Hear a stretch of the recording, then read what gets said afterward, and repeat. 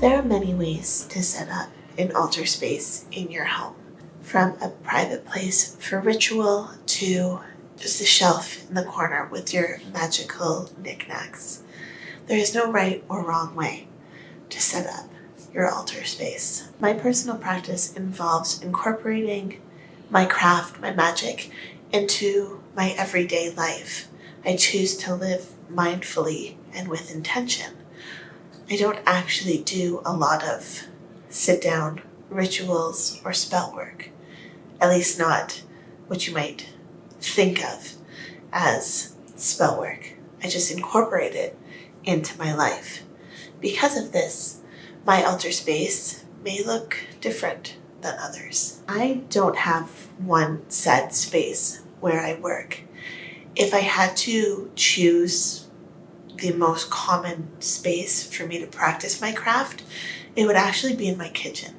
I do a lot of kitchen witchery, but I still like to have a more formal sit-down kind of space where I can work. I wanted to have a space where I could focus my energy, and so to accomplish that, I transformed my desk into a kind of altar. With the change of season, I did want to refresh this space.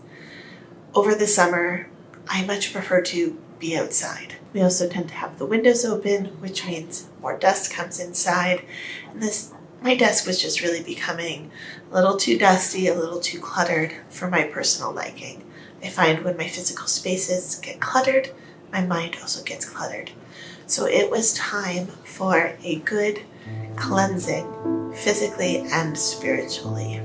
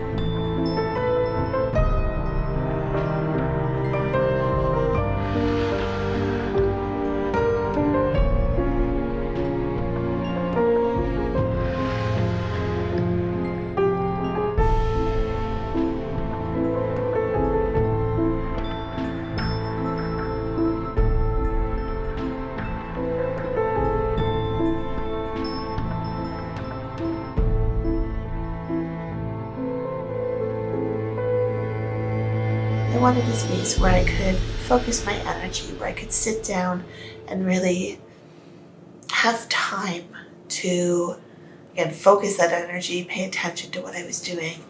And so transforming my desk seemed like a very obvious answer for where was I going to have my altar.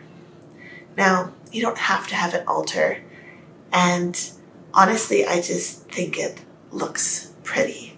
I wanted something that kind of had a magical essence about it without being in your face, or when people come over, they're like, well, what's going on over there? Right? No, it's just a pretty place where I can sit down and I can work my magic. So I use my desk, which does face north, for most of my tarot and oracle readings, Though sometimes I will do those on the floor just because it's comfortable for me. I also journal at my desk. I do crystal grids. I do art. I do all sorts of stuff. I edit my videos at my desk. It is kind of my place where I can take my energy, my creative vision, and transform it into something else. So I wanted my desk to be not only a magical space, but a creative space and a calming space as well. And those were the things that I kind of kept in mind when I was designing my space. I wanted it to be very neutral in color, lots of earthy elements like wood and plants and crystals. I wanted it to be calming. I've got my salt lamp, which I find to be very calming. And I just wanted it to be a peaceful space for me to work.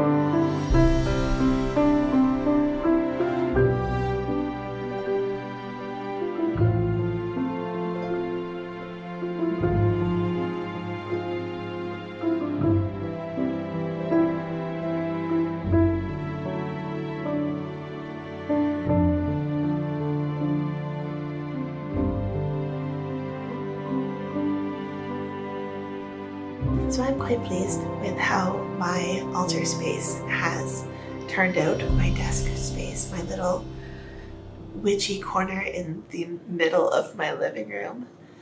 It is a place where I can celebrate myself, celebrate my craft, celebrate the life that I have created. And it's a place that I can set intentions for the future as well. So to celebrate my new altar space, I decided to do some work with calendula. I actually harvested this calendula from my garden. We grew it from seed this summer, and it has been hanging all over my house. I had little bundles hanging from the corners of planters, from the corners of pitchers, from anywhere I could find to hang little bundles of calendula. I hung them there. So I wasn't quite sure what I wanted to do with this calendula when I first harvested it, but I decided that the best use would be for a calendula oil. Calendula oil is actually very simple to make. You just fill a jar about 2/3 of the way full with calendula petals, and then you fill it with an oil. I like to use olive oil because it is a very versatile oil. So here is my in-progress calendula oil. Every day I'll just give it a little shake just to make sure everything is covered, and this will sit in this jar on my altar. It's actually next to plantain oil. It'll sit there for about 4 to 6 weeks. So just after Halloween, just after Samhain, this will be ready. You can already, I don't know if you can actually tell, but the golden color of the petals is already starting to infuse the oil.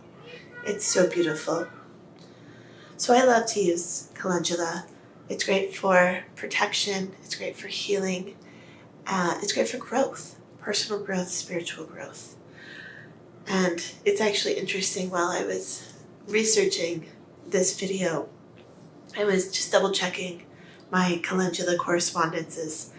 Calendula is also often used for consecration. So it's used to bless something as sacred. So I thought it was a great way to celebrate my new space, my new witch's altar. Now just remember, whether you are a new witch, whether you're a crone, wherever you happen to be on this journey, there's no right or wrong way to practice your craft. It is a practice, and you have to find what works for you, and that will take time. Like I said, I changed this with the seasons. It is fall, so I've redone my altar space, and it hasn't always been here, but this is what works for me now in this time of my life. So I hope that you can find a place that you hold sacred and you're able to feel empowered while you're working there. I hope you can find something in altar space, a space in your kitchen, a space in your garden that works for you. I hope you can experiment and have fun with the craft, because really that's what you should be doing. There shouldn't be stress, there shouldn't be tension, it should be fun, it should be exciting, and I wish you the best of luck on this journey. If you feel so inclined, I would love it if you could tag me over on Instagram at hedgerow.homestead, because I would love to see what your altar space looks like. I hope you all have a fantastic day. I'll see you in the next video. Bye.